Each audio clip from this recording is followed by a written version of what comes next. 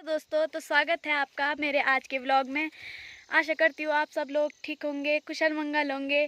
तो आज की व्लॉग की शुरुआत तो मैं घर से ही करने वाली थी, लेकिन मेरे मम्मी ने मुझे घास की गठरी बांध के दे दी थी, इसलिए मैं वहाँ से व्लॉग की शुरुआत नहीं कर पाई। तो गाइज़, इससे आगे का व्लॉग मैं आपको यहीं से दिखाऊंगी जहाँ मैं काम करने गई हूँ। और आजकल असोज का महीना लगा है पहाड़ों में, इसलिए हमको काम ही करना पड़ रहा है।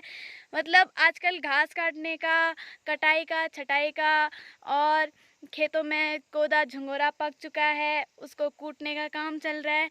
तो आजकल पहाड़ों में जोरों शोरों से काम चलता है। तो यहाँ पर हमने अपनी गाय भैंसों को खोल दिया है और अब ये जाएंगी जंगल चरने के लिए। चल!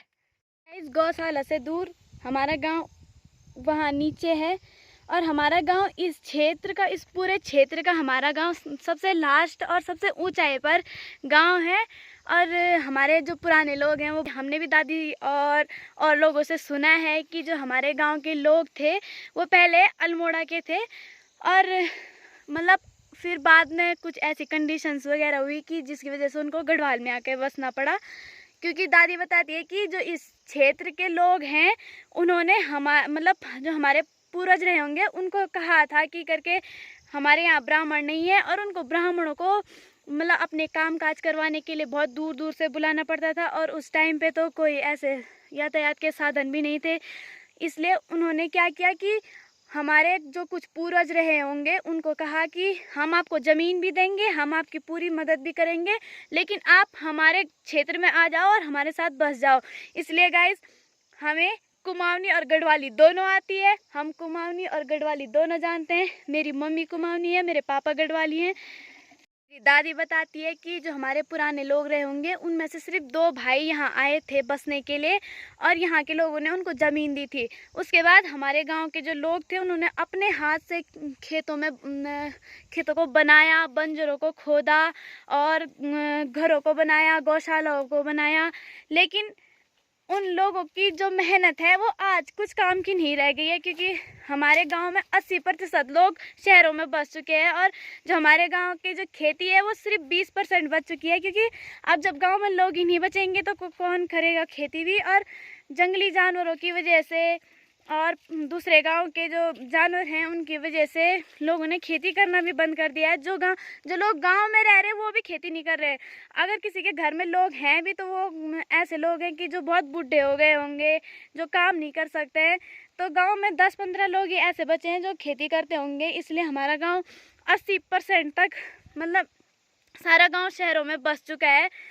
हाँ, लोग आते हैं अपने काम काज करने के लिए, गांव ही आते हैं, अपने देवी देवताओं को पूजने के लिए गांव ही आते हैं, लेकिन फिर भी गांव तो मतलब धीरे धीरे करके बंजर ही हो रहा है। दोस्तों, हम 4-5 परिवार हैं जिनके जो गौशालाएं हैं, मतलब जो छन्नी है, वो गांव से थोड़ा दूर है, जिस वजह से हम ऐसा करते हैं कि 4-5 जो परिवार हैं वो आपस में मिलकर बारी लगाते हैं, और बारी बारी से गाय भैंसों को खोलते हैं। तो 4-5 परिवार। अब मैं जा रही हूँ खेत की तरफ, क्योंकि भाई बिना काम के तो घर वाले खाने के लिए देंगे नहीं, इसीलिए काम भी करना पड़ेगा। हमारे गांव की सबसे पतली लड़की है, कितना भी खा ले लेकिन इसके शरीर को नहीं लगता है, पता नहीं कहाँ उड़ता है वो हवा में। देखो इसका शरीर और ये झुंगोरे का पेड़ है वो सिमिलर लग रहा है ना।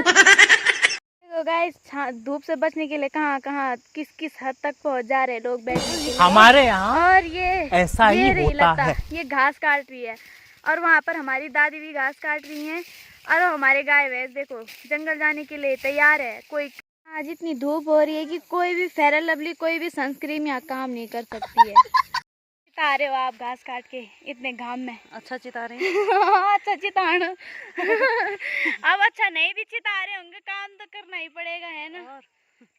तो गाइस, यहाँ पर देखो कैसे धूप लग रखी है यहाँ, जबकि हम गधेरे मार के, गधेरे में भी नहीं आ रखे, लेकिन हमारे जो खेत है वो गधेरे के साइड पे हैं। लेकिन फिर भी इतनी धूप लग रही है कि मेरे को तो लग रहा है कि जल्दी मेरे घर वाले मेरे को पहचानना बंद कर देंगे, क्योंकि वैसे मसाणी मसाणी बोलते हैं तब ज्यादा ही बोलेंगे मेरे को मसाणी। वैसे ही अफ्रीकनों से काली हो गई यहाँ खेतों में। अब मेरे को कह रहे कि काम नहीं करेगी तो जावल कहाँ से जाती है, वो तेरा काम है धंधा बल खेतों में, तो चल काम करने के लिए। तो गाइस, ये हमारी रियल पहाड़न, रियल वाली पहाड़न तो बहुत सारी मिल जाएंगी, पर रियल वाली पहाड़न उत्तराखंड के जंगलों में ही पाई जाएंगी। ये उत्तराखंड के जंगलों में पाए जाने वाले रियल पहाड़ हैं। ये ऐसी वैरायटी है जो आपको शहरों में नहीं मिलेगी। अबे साले, जो माफ करना, मैं जो ये रहा बांस के पेड़ की जड़। रुको, हाँ, ये देखो कहाँ पहुंच रखी है मेरी बुआ, ये देखो। तो गाइस, अगर आपको भी रियल पहाड़न को ढूंढना है और रियल वाली पहाड़न को ना देखते हुए रियल वाली पहाड़न को देखना है तो उत्तराखंड के जंगलों में आना पड़ेगा। अच्छा, आना पड़ेगा हमको सिखा। तो दोस्तों, बाकी की बातें कल के व्लॉग में। और आज के व्लॉग को देखकर आपको कैसा लगा कमेंट्स में ज़रूर बताना।